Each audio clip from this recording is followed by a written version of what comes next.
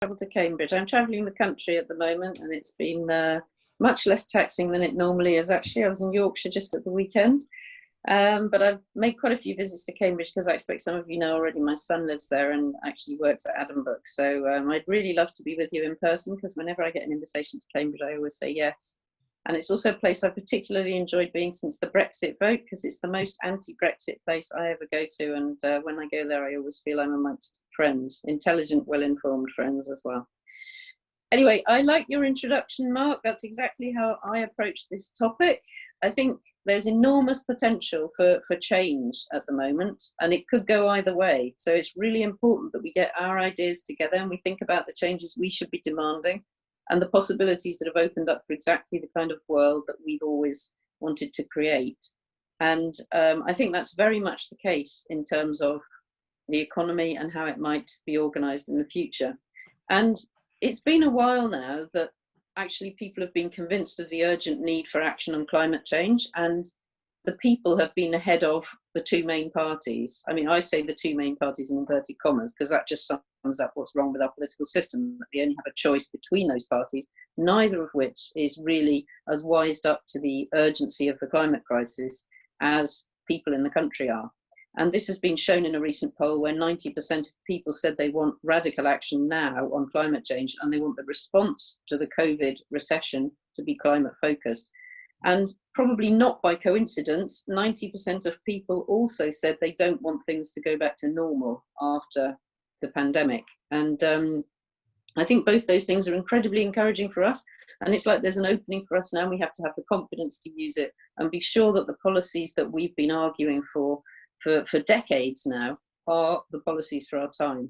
So I'm going to talk a little bit about what we've learned from this crisis, which sets the scene for our policies. And then I'm going to talk about the actual Build Back Better stuff in terms of the economy, and then sort of go on to think about other political lessons. So what have we learned? I'm sure we've learned different things, but we've also, as a society, learned quite a lot of things that we share, I think. And to me, as a political person, the most powerful thing we've learned is that governments are incredibly powerful and can act swiftly and can find the money to pay for things when they feel they're important. So all those times that we heard ministers and politicians sort of saying, oh, I'm sorry, we can't act as strongly as you'd like us to on climate change because, you know, there's that blockage in the way, or we can't, there's no magic money tree. All of that was guff and nonsense, because when this disease came along, huge amounts of money have been found.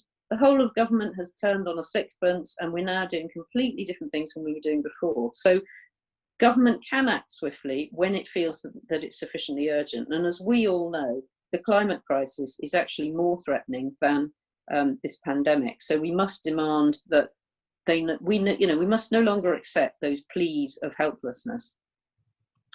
In terms of the magic money tree, government is actually spending like never before in peacetime at the moment, and it's keeping the whole of the economy afloat, spending our money in one sense or another.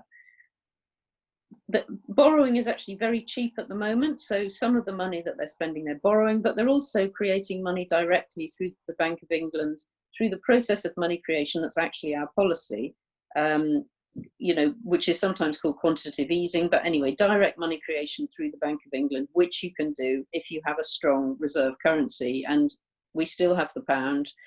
Strong European though I am, I fought very hard against us joining the euro, and I can tell you we would be in dire straits now if we didn't have control of our currency. And because we do, it's an enormous opportunity to spend that to boost the economy. So in terms of more social lessons from the pandemic, I think we've learned that actually the things that matter to us most in life are not the things that we might have been told were important, like going shopping or escaping on a foreign holiday or relentless consumption. And in fact, economic growth in itself has been shown to be rather a false god, I would argue, during these past months. Because what we found out is that actually what matters to us is our community and our neighbours, and those sort of lengthy supply chains that we've always depended on look a lot less secure now than they did previously. And to my mind, we're at the beginning of the crisis now. We're going to move into an economic crisis. I think supply chains, especially for food, could well come under pressure during the next year. And, this helps to reinforce the message we've always had about strong local economies and the wastage of lengthy supply chains, but also the fact that they leave you insecure in terms of your most basic needs. And obviously, we also saw that in terms of globalization and offshoring of production. This crazy situation where everybody's sort of scanning the skies looking for a plane from Turkey to bring us plastic gowns to use in our hospitals. How did we get into a situation where we don't manufacture that stuff at home? I think that the calls for reduction of global supply chains and onshoring or reshoring of vital production are going to become very strong over the next few months. So what about political messages? I mean, to me, what I see is utter political failure by the government. And of all the crises that we're facing, the fundamental crisis is a political crisis. It's that our absurd electoral system has delivered the wrong government, and it's delivered a government that was chosen because of loyalty to Brexit, not because of competence or skill or political knowledge or anything else that might be useful in terms of governing a country. It's kind of like ideological commitment to Brexit is what's put this government here. And we now see what utter failures they are in terms of actually responding to a crisis and governing. Anyway, I don't need to go on about how incompetent they are. You can see it every day on your TV screens. But I have become a great fan of the German constitution and political system during my time as an MEP. I was quite an admirer before, but I love it more than ever. And I think comparing German success at dealing with the pandemic and British failure teaches us an awful lot about what's wrong with our political system. Centralisation is one key element of that. The fact that local authorities are being deprived of money, power and information they need to manage the pandemic. But also the sheer fact that we don't have a second chamber to balance the kind of craziness happening in Parliament, and that we don't have a separation of powers between government and Parliament either. So if you have the wrong Parliament and a bad government in this country, you are seriously stuffed. Obviously, as Greens, we've known about this for a long time, but I think it's a really good opportunity to push that message about really fundamental constitutional changes. And obviously, top of the list would be a fair voting system. And lastly, what kind of things have we learned? I think that message from the Thatcher era that there's no such thing as society has totally died a death during this period. And what was interesting to observe was that the Tory government and their modelers were very keen to say, oh, people won't go into lockdown. You know, people are going to be selfish. They're going to want to do these things. They're not going to sort of stay at home to look after each other. But actually, we, the British people, were fantastic through this time. We showed real solidarity. We showed real endurance as well. And we basically looked after each other. And I think the thing that impressed me most is the way younger people who were at least risk from this disease stayed at home to protect older people. I'm sure we can all think of examples of that. But, you know, my niece, for example, my parents are in their 80s and immobile, and my sister goes in every day to provide them with lunch. And my niece, on her own account, refused to go anywhere or see anybody and was incredibly strict to protect her grandparents. And it's, you know, there's so many stories like that. And my view is the price we pay in return for that is sorting out the climate crisis and not leaving complete environmental and climate catastrophe to that generation who looked after the rest of us during this pandemic. So what can we do about changing the way the economy works? Obviously, this has been my question for about 30 years now. And throughout that time, I've always been concerned about the kind of situation we can engender that will allow the radical changes that we need to make to build a sustainable economy. Herman Daly, who's an ecological economist, said that to turn our economy from the situation it is now to a sustainable future would be like converting an aeroplane to a helicopter while it's in mid-flight. And what's interesting about this time right now is that the economy has stopped being in flight to a large degree. The bits that are still functioning are functioning because they're receiving money, and lots of the economy is mothballed or only working sub-capacity. So it's a fantastic opportunity to actually convert sectors of the economy and to change the way the economy functions. And the other thing that's happening right now, this is if you're an economist or, you know, kind of thought about the economy much, what's happening now is fascinating. What happened in 2007-8 was fascinating, but it was a financial crisis. Sorry, I know it's awful. It's a bit like rubbernecking, isn't it? Being fascinated by economic catastrophe, but you know, it is an interesting thing. We're having dramatic economic developments outside our windows as we sit here. So 2007-8 was a financial crisis. We didn't restructure the economy or the financial system in the way we should have done. But what we've got now is a full-scale global economic crisis. And if we don't tackle it by investing vast sums of public money, we will end up in a downward spiral and a depression, because there's no way other countries can sort of buy our products to help us get out of this mess. Simultaneously, we've all had a huge reduction in demand. And that means we need to find a global solution to this. And it's sort of screamingly obvious that given we're facing a climate crisis on a global basis as well, that's what every government should do. Some governments are doing that better than others. You won't be surprised to hear that the European Union is bringing forward a vast amount of investment, and the European Green Deal, which will continue apace. Clearly, because we've got the wrong government, we won't see as much of that. Incidentally, if I can do a quick advert, Wednesday night, we're having a cloud cafe here in Stroud where two of my former MEP colleagues will be coming to talk about what's happening with the European Green Deal and also what's happening in their countries of Spain and Finland. So you might like to join us for that.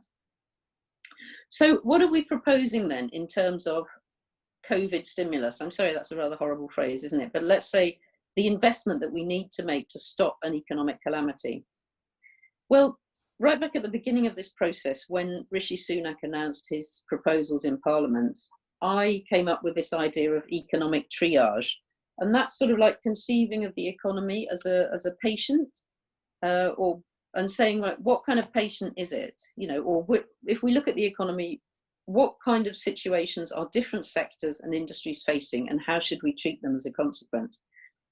So obviously we've got some sectors and industries that are already what we want in our future sustainable economy. So retrofitting companies that generate renewable energy, electricity storage, these kind of companies are already fit for the future. And then we've got companies that really have no place in a net zero carbon future. I mean, you know, you can make up your own list. I have the advertising industry on my list, but no doubt that causes offence in some quarters. But we all know that there are a lot of industries, gambling, let's put gambling there as well, because nobody can defend that. But let's think about industries that are wasting resources, very heavy on energy intensity, and just will have to either disappear or massively shrink for us to have a sustainable future. And obviously aviation is also in that box. Then we have a number of companies and industries which could be part of the sustainable future, but they need to undergo significant restructuring or conversion. And that is where the fact that we're keeping these companies afloat with public money absolutely gives us the leverage to say that we can demand changes. So rather than just giving money to companies willy-nilly, the Chancellor should be saying, well, you know, in return for that money, you have to reduce your resource use, you know, develop circular economy practices, reduce your energy use. All sorts of conditions like that should be put on the money that's going. And as well as environmental conditions, we could demand social justice conditions. And this is part of the European Greens plan for recovery. So no money to companies that have subsidiaries in tax havens. That's actually a demand that the Scottish Greens won in terms of Scottish investments. What about, you know, workers on the board, the right for workers to have ownership in the company, differentials between the lowest paid and the highest paid workers, and so on. The point is, it's our money, and we should be able to choose what the economy looks like, since it's our money spent keeping it afloat at the moment. And there's a lot of really interesting work being done in this area by the PCS. I've shared a couple of panels recently with Sam Mason. I think you probably already know about the Just Transition and the Million Green Jobs work that the TUC have done, but the PCS union are really leading on this. And it's really interesting work building on the Lucas plan and the idea that workers themselves are best placed to say how their companies can contribute to the sustainable economy of the future. Just PCS? Public and Commercial Services Workers Union, I'm thinking. It's the union that's headed up by Mark Soroka. It used to be the Civil Service Union, but it just sort of isn't limited to that sector anymore. It's the most radical of the unions, I would say, well, possibly with the Rail Workers Union. Anyway, very briefly, I'm going to say what the government's actually doing, but let's just skip over this because it's kind of depressing and the opposite of what they should be doing. But they have created a facility at the Bank of England, a sort of accounting line, which is called the COVID Corporate Financing Facility. And that's QE money that they're giving to huge companies to make sure they don't go bust. Originally, that money was kept completely secret, and then there was an active campaign by Positive Money to say it's our money, we have a right to know. And it's now, the information about it is released, but it's now just rather depressing because it's going to all the wrong sorts of companies. So UK airlines have borrowed almost 2 billion. Oilfield companies, Baker Hughes received 600 million, and Schlumberger, which is an oil kit kind of company, they've received 150 million. And the government's also giving our money, kind of national public money, to foreign companies, including Bayer, the German pharmaceutical company, and Japanese car makers, Toyota, Nissan, and Mitsubishi. So it's like, it kind of boggles your mind that at just this moment, they would use that vast creation of capital and give it to exactly the companies that would fail my economic triage test. So just going back now to conclude, going back to thinking a little bit about COVID, I think we're learning a lot about the Tories, or reinforcing what we know about them, really, the way they handled this crisis. So we've seen that they've demonstrated their hatred and mistrust of the public sector by actually giving the job of contact tracing to Serco and the contact tracing app to NHSX, which is not actually the NHS, because they've refused to use the public health framework, which was already there. And whether this is about, just complete mistrust of alternative sources of power, or whether it's about giving money to their cronies, it's hard to say, but it has been a calamity in terms of the test and tracing system not working. But I think what we're also seeing is a really amazing rejection of that model. Obviously, huge support for the NHS, but also really strong conviction that this time around we must see social justice during the recovery. And I think we did miss an opportunity after the financial crisis to build back better. But I think people are aware of the fact that the consequence of that crisis was that the rich got richer and the poor paid the price. And it seems to me, the people I'm talking to and just the general level of discussion, people are more ready than ever to accept the sort of radical proposals for the economy that we've always made in terms of redistribution, as well as in terms of environmental change. So finally then, what green lessons can we learn? What green things have changed as a result of this period of lockdown? And obviously that although we're no longer having to stay entirely in our homes, although that's usually what I do, I must admit, this strange period is by no means at an end. And as we go on, I think these lessons are being reinforced. So the biggest opportunity for us, I think, in terms of a party, was to make the claim for universal basic income. And we did that when Rishi Sunak introduced his furlough scheme. And I can only say that what we said then was proved right, which is universal basic income would allow flexibility, and it would allow basic security for everybody in the midst of uncertainty and turbulence. Whereas his furlough scheme has protected people in the short term, some people, but ultimately it's now coming to an end. And there wasn't any way for people to, for example, if you work in a restaurant and you want half your staff back or half your staff back for half the time, there's no way of arranging that in the furlough scheme.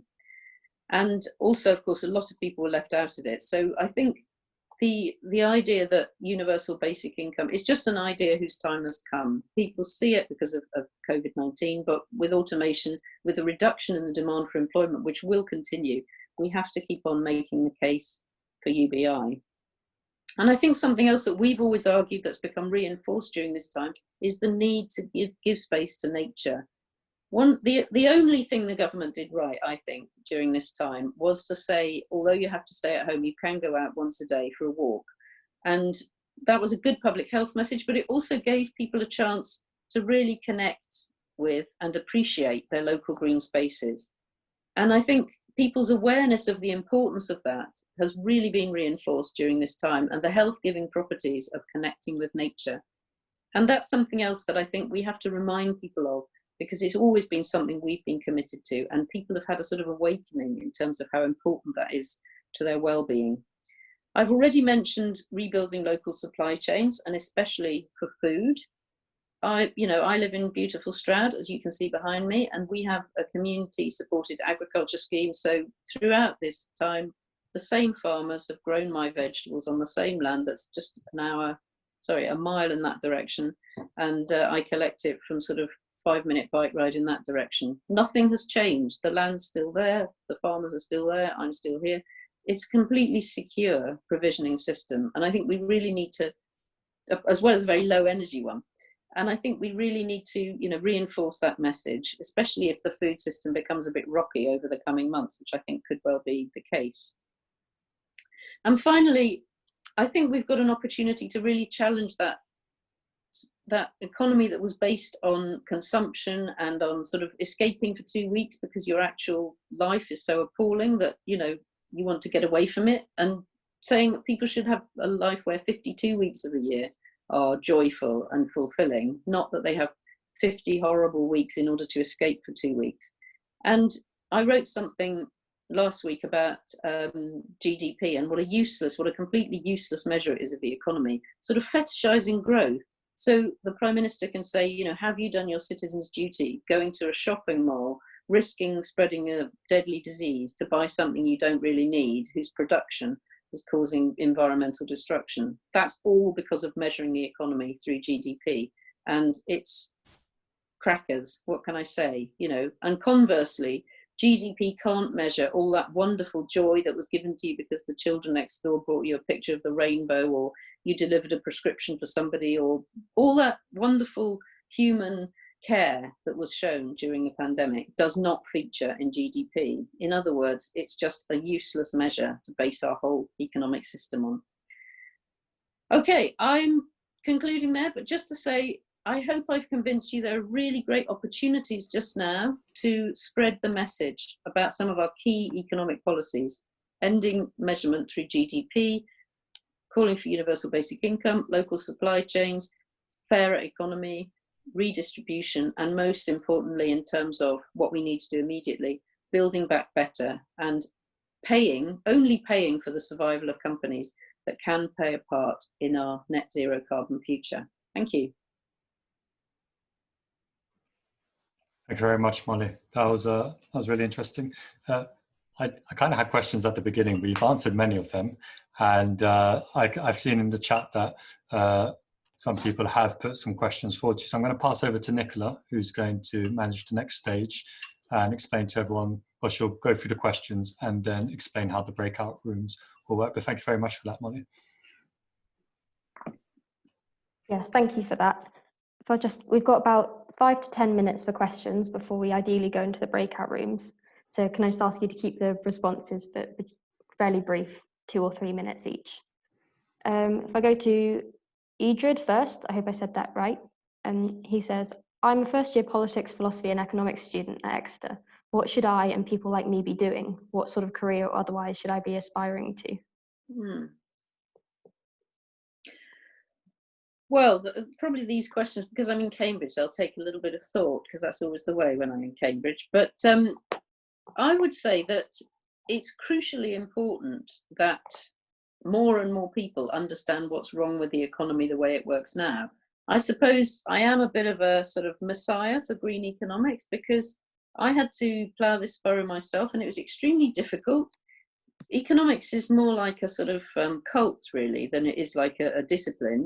Unlike other subjects, it doesn't have different approaches and different varieties. It's just kind of like take that or leave it, and obviously I wouldn't take it. So I would encourage you to follow that kind of path and to develop a different sort of economics. And I think economics should be pluralist, and obviously I think there should be key principles, like the economy doesn't destroy the environment it depends on. It's pretty basic to me.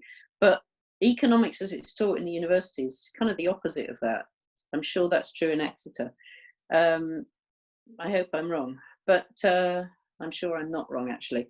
But anyway, so I've written a book called Environment and Economy, and the second edition is coming out soon. If you'd like to have a copy of that, I could send you one if you send me your address, because obviously I've still got some scribbled on copies of the first edition. But that tries to ask that question. Anyway, I suppose I'm encouraging you to focus on the economy, because I think that's where all the problems are, and also because there aren't that many Green politicians who do focus on the economy. So, you know, it's an area that needs more energy.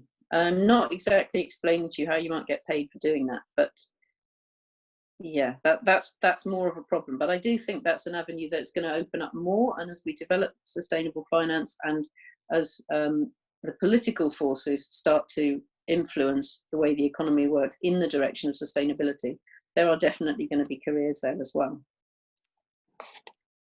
Thank you. I think that leads quite nicely into Elizabeth's question, which is, how do normal people, not normal, people who aren't studying economics, how do we get the government to do the right thing? What influence can we have? Well, I think anybody involved in politics should have some understanding of the economy, because it's central to the way politics works, obviously, and it's usually an excuse they give for not doing the things that really should be done. So you need to be able to at least counter that. But I think as Green Party people, we are already having a big influence, and our main influence is through changing the debate, and we are doing that successfully, and we have done that.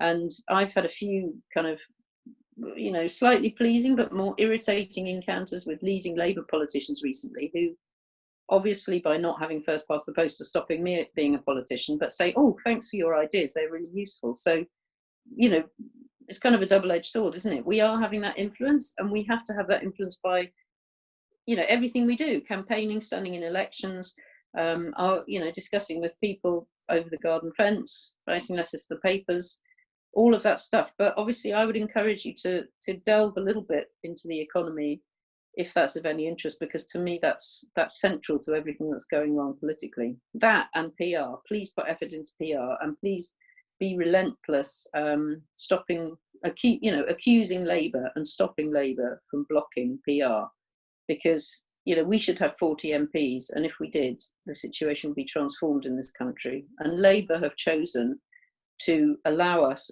to, or to kind of condemn us really to Tory government, rather than giving up a share of their power to the Greens, and that's completely wrong, and they have to be called out about that every opportunity.